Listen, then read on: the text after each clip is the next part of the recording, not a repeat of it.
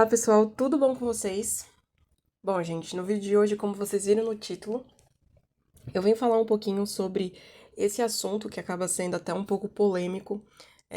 Todos os vídeos assim que eu publico de atualização de carteira, sempre tem alguns comentários sobre a minha carteira no sentido da quantidade de ativos, né? Algumas pessoas comentam achando que a minha carteira está pulverizada, na opinião delas. E assim, gente, não tenho problema nenhum quanto a isso, vocês podem deixar a opinião de vocês. Mas hoje eu quero só esclarecer algumas coisas sobre o meu perfil, sobre a minha carteira, do porquê eu tenho essa quantidade de ativos, por que que isso faz sentido para mim, explicar basicamente para vocês, né?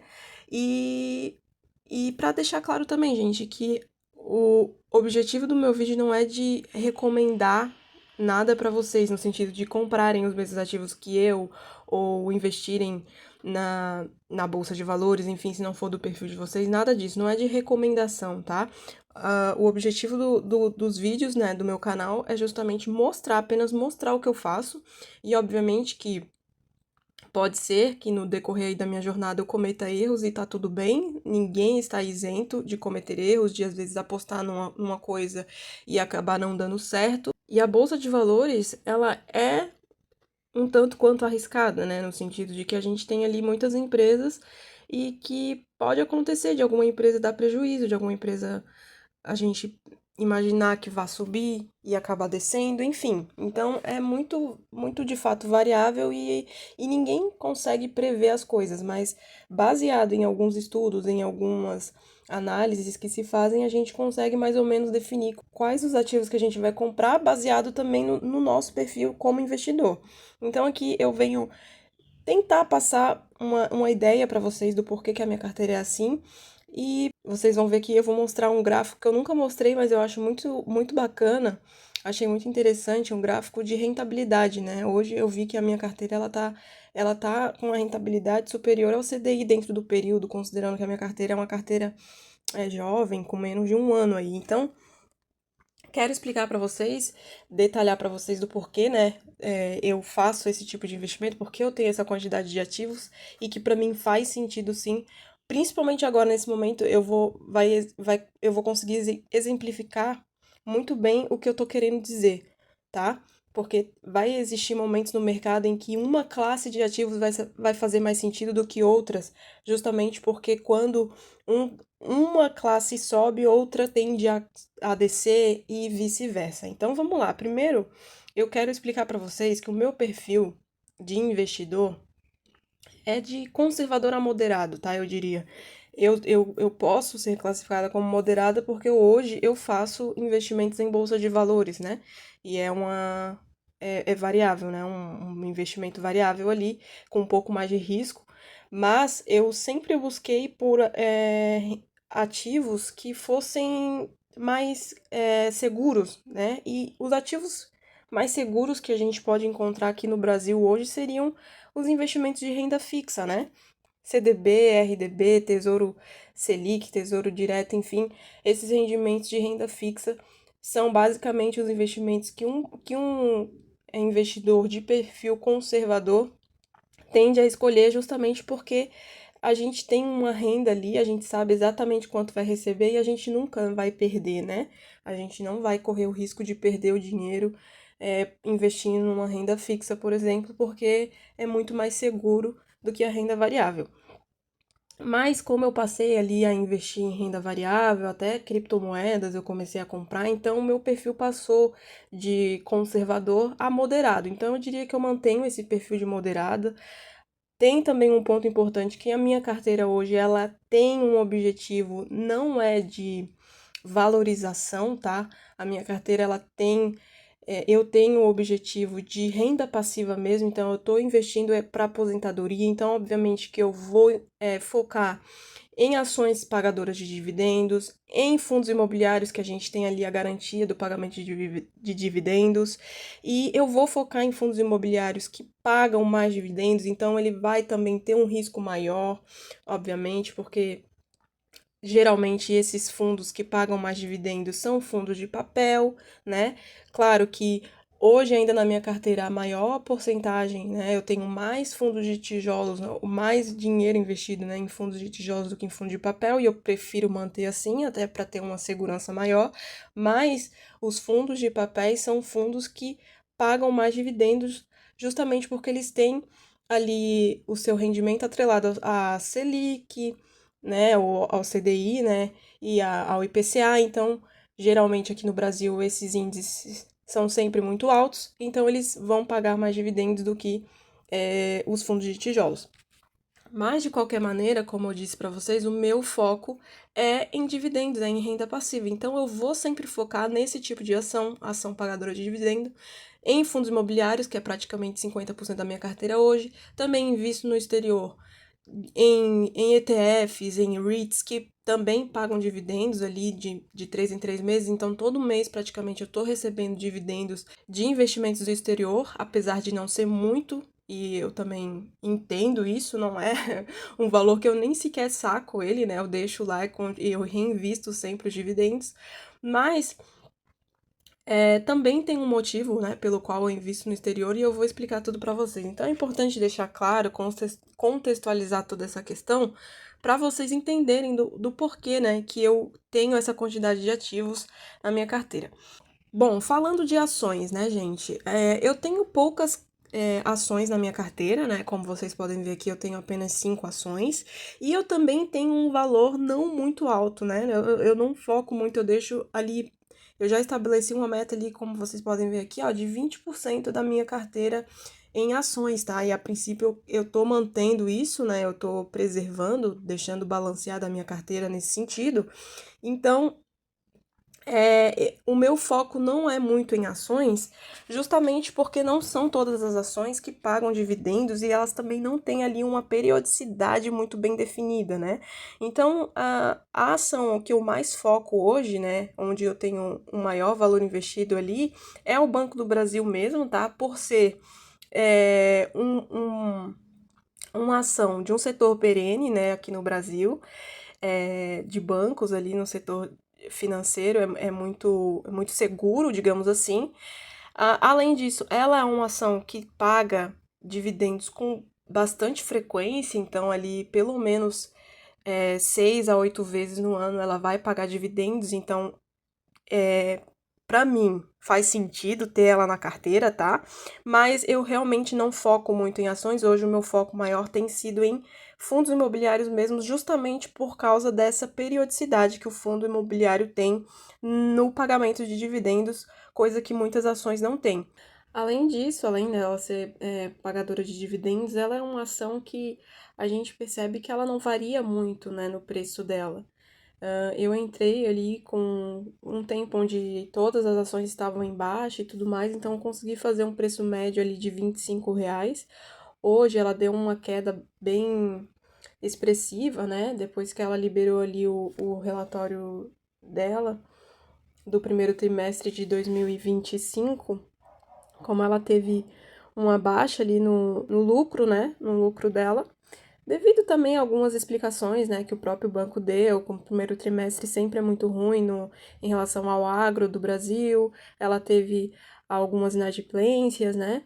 Acaba que o faturamento dela deu uma baixada, o pessoal acabou vendo isso com maus olhos, vendeu, a ação caiu um pouco mais, ela chegou a bater até R$ 29 ali, deu uma variação positiva, mas agora também já tá em queda de novo, para mim é ótimo, mês que vem já vou comprar mais dela, porque ela tá com PVP ali, ó, de 77, 0,77, então assim, muito barata, e eu gosto muito dessa ação do Banco do Brasil. Então, ela não varia muito, né? Ela não sobe muito, não chega a bater, né? Não é uma ação de variação, né, gente? Não é uma ação de valorização, ela é uma ação de dividendos mesmo, então ela vai se manter ali sempre no mesmo patamar, praticamente.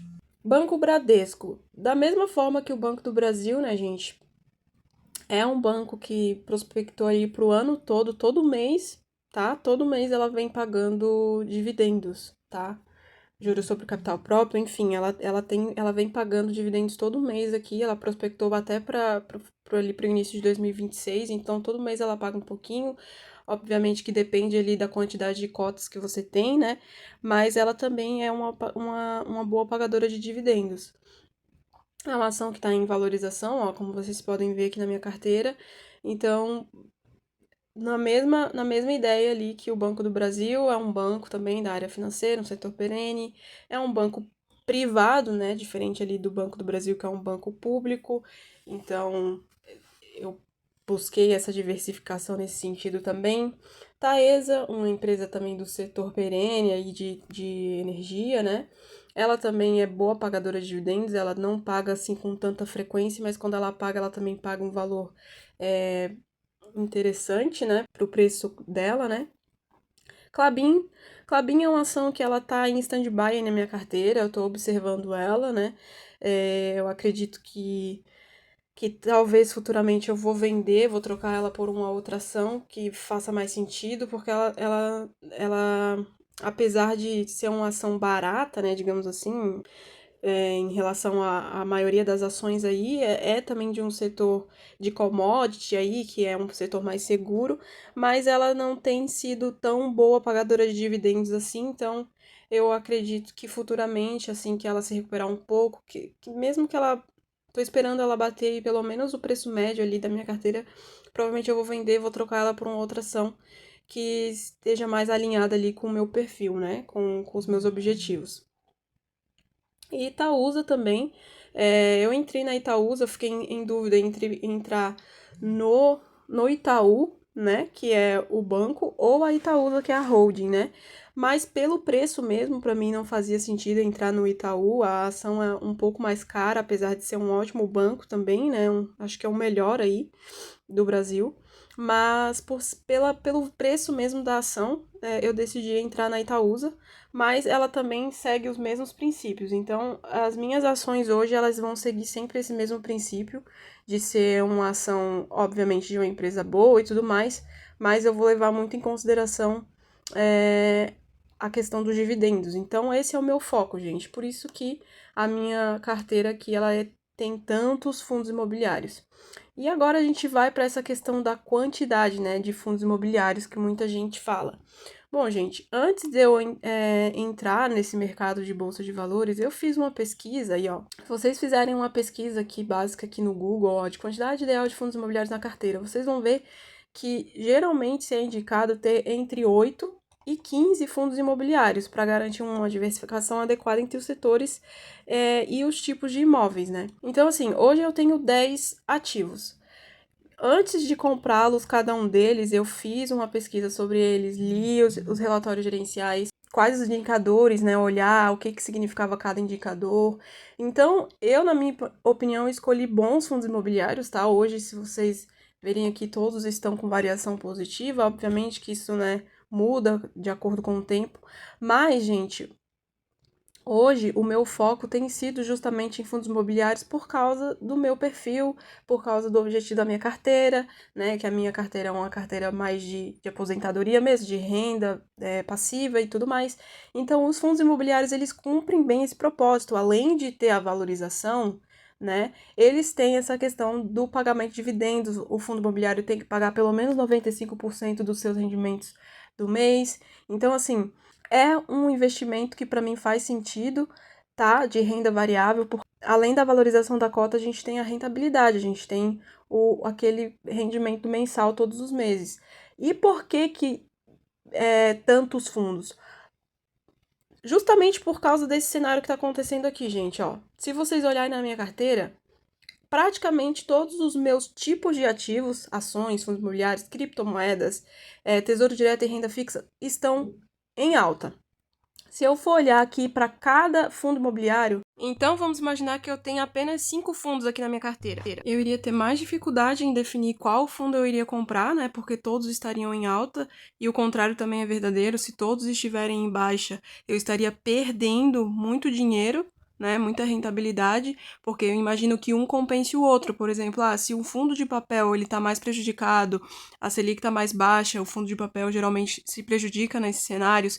Um fundo de tijolo, aumentaria a minha rentabilidade. Da mesma forma, gente, a diversificação em relação aos tipos de investimento. Por exemplo, hoje todos os meus fundos basicamente estão em alta. Será que faz sentido eu continuar aportando em fundos imobiliários? Será que não tem uma outra classe de ativos que esteja mais atrativa, que esteja mais fazendo mais sentido aportar naquele momento? Então, tanto a diversificação em quantidade dos mesmos ativos, quanto diversificação de tipos de ativos faz sentido, porque vai ter cenários em que faz mais sentido aportar em renda fixa, outros cenários vai fazer mais sentido aportar em renda variável, em outros cenários vai fazer mais sentido aportar em um tipo de ativo, em outros cenários vai fazer mais sentido aportar em outro tipo de ativo. Então, além de ter a diversificação em quantidade de ativos, para a gente poder escolher um bom ativo ali que esteja em oportunidade naquele momento, faz sentido para mim, e também ter essa diversificação de tipos de ativos para a gente poder saber em qual tipo de ativo aportar num cenário econômico que faça mais sentido um ou outro. Ah, Nageli, tu está perdendo rentabilidade. Gente, não estou perdendo rentabilidade. Eu tenho uma planilha onde eu calculo aqui, ó. Em relação, nessa planilha eu quis pegar pelo menos um fundo que pagasse pelo menos 1%, tá? De dividendo, tá? Então, todo mês eu vou lá, coloco aqui nessa planilha o valor da cota atual e essa planilha calcula para mim se ela tá pagando pelo menos 1% de dividendo ao mês. E aqui ela coloca se devo comprar sim ou não. Então, dentre as opções ali, das 10 opções que eu tenho, não são todas que para mim fazem sentido comprar. Obviamente que eu não deixo de comprar esses fundos aqui que estão com não, só pelo fato do dividendo, mas hoje, como o meu foco é em dividendo, eu prefiro optar por fundos que paguem pelo menos 1% de dividendo ao mês, tá? Para fazer sentido eu estar comprando eles, porque senão eu estaria justamente perdendo a oportunidade, deixando de colocar na renda fixa que paga aí pelo menos 1% ao mês, né? Que ela já tá, a Selic já tá em 14,75, então tá pagando um pouco mais de 1% ao mês. Eu estaria perdendo para renda fixa se eu estivesse colocando em fundo imobiliário e ainda correndo risco de renda variável, né? Então, para mim, faz mais sentido colocar nesses fundos que paguem pelo menos 1% para estar parelho com a renda fixa, né? Com CDI. Então, aqui, ó, dentre as 10 opções, só 5 fariam sentido eu comprar dentro desse critério de pagar 1% ao mês, sabe? E ainda tem que considerar a variação, porque se tiver muito alto o preço do fundo, eu vou perder em valorização, porque o meu preço médio vai aumentar. Então, assim, ter essas opções para mim faz sentido. Por isso que eu tenho 10 fundos imobiliários na minha carteira e eu acho que é uma quantidade boa, tá ok para mim, não tem muito. E eu também, gente, vou me preocupar com o fundo se fizer sentido me preocupar com ele. Entendeu? Eu vou me preocupar com ele se, porra, tá caindo muito aqui. Por que será que tá caindo? Será que é só uma histeria de mercado? Ou de fato o fundo ali não tá performando bem?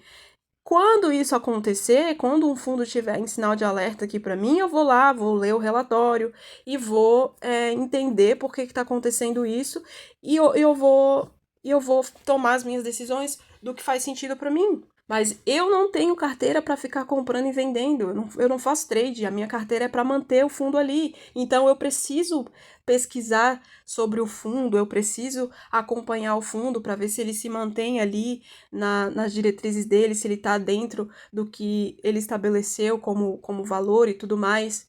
Eu preciso acompanhar ele nesse sentido, entendeu? Agora eu não quero ter que ficar me preocupando com a minha carteira todo mês, pensando que eu vou fazer, o que eu vou vender, o que eu vou comprar, porque esse não é o objetivo da minha carteira. O objetivo da minha carteira não é fazer trade.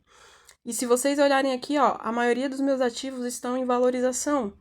Os que estão com menos valorização são justamente os ativos do exterior. Obviamente que eu vou olhar o que faz mais sentido eu comprar hoje, sabe? O que faz mais sentido naquele mês específico, no mês que eu vou fazer o meu aporte. Eu vou olhar para a situação da minha carteira e eu vou ver aonde faz mais sentido eu comprar.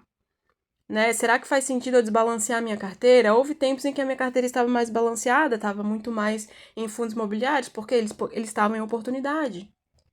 Hoje a minha carteira ela está mais equilibrada, tanto é que até as minhas metas aqui estão dentro do que eu programei, né? Então, para mim, é muito confortável eu ter uma classe de ativos, uma variação de classe de ativos, ou seja, criptos, fundos imobiliários, ações, e também ter um pouco de variação entre cada tipo de ativo, tá? Então, olha só, se vocês verem aqui esse gráfico aqui, ó, ele mostra que a minha carteira, ela tá com 12,62% de variação, tá? Tá batendo o CDI e o IPCA. Isso aqui é muito legal, gente. Isso aqui é muito, muito interessante para uma carteira que tem menos de um ano de existência, tá? Ela tem menos de um ano. A minha carteira ela vai fazer um ano em agosto. Eu comecei a investir em bolsa de valores e tudo mais em agosto só. É o primeiro vídeo do meu canal é mostrando os ativos que eu comprei e tudo mais. Se vocês forem lá, vocês vão ver. Aí a galera ainda fala, é muito ativo para pouco dinheiro. Gente, a quantidade de ativos não vai mudar, mas eu vou continuar aportando. Daqui a pouco esses 7 mil aqui vão virar 10 mil. E vai ser sempre na mesma quantidade de ativos, porque eu já defini um percentual ideal para cada ativo. Isso aqui é muito importante a gente definir, porque para a gente se manter dentro dessa linha. Então, eu já defini que é 50% em fundos imobiliários, é 20% em ação, seria 5% em criptomoedas, aqui ó, tá um pouquinho desbalanceado a minha, é 10% em REITs, 10% em ETF, e ali seria mais ou menos 5% em tesouro direto, tá?